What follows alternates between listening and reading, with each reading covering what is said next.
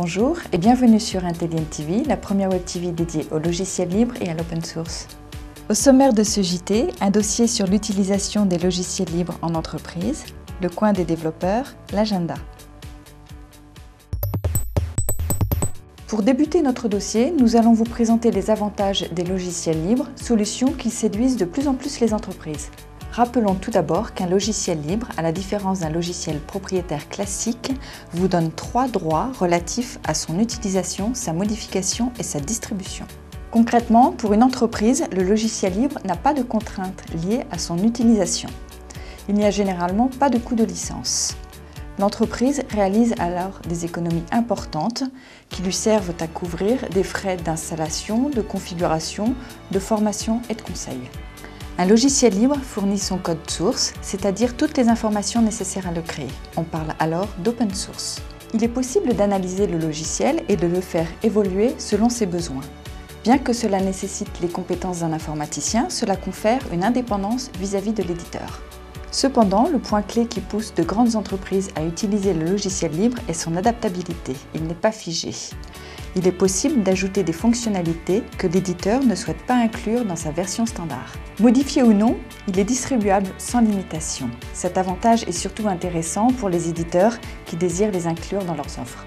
En effet, il couvre un vaste panel d'applications, particulièrement dans les 4 domaines qui sont les serveurs, les systèmes d'exploitation, la bureautique, la gestion.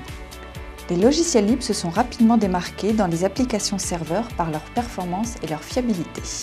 Ils peuvent prendre en charge les services de partage de fichiers, d'annuaires, de messagerie, de fax, mais aussi partage d'agenda, de messagerie instantanée et de téléphonie. Les systèmes d'exploitation libres, comme Linux, sont aussi une solution de remplacement des systèmes propriétaires des postes de travail, comme Windows ou macOS. Ils intègrent des mécanismes avancés de sécurité, évitant les problèmes traditionnels de virus et mouchards. Au niveau bureautique, vous trouverez les outils classiques comme traitement de texte, tableur, logiciels de présentation et de messagerie. Les logiciels abordent également des solutions de retouche de photos, de compression, d'archivage et de transfert de fichiers. Longtemps en retrait par rapport à l'offre des grands éditeurs, les logiciels libres sont aujourd'hui des challengers de poids dans le monde des ERP et CRM.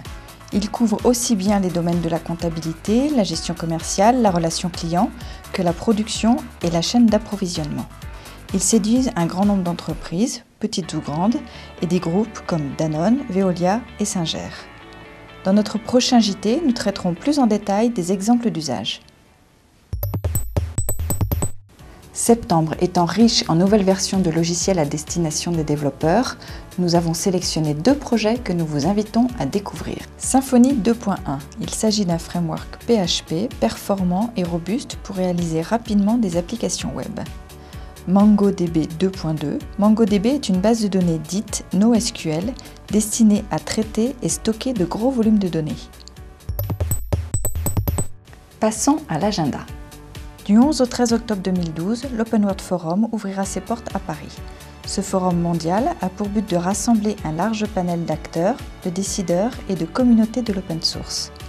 Pour sa 5e édition, l'Open World Forum s'est doté d'une web TV dédiée à l'événement. Vous y retrouverez l'ensemble des interviews du plateau TV animé par Intellian, ainsi que des retransmissions live des conférences. Le mardi 23 octobre 2012, Intellian et Amiens Le Lab co-organisent la 2e édition des Journées du logiciel libre. C'est l'occasion de découvrir et rencontrer les acteurs spécialistes dans les domaines des ERP, CRM et messagerie.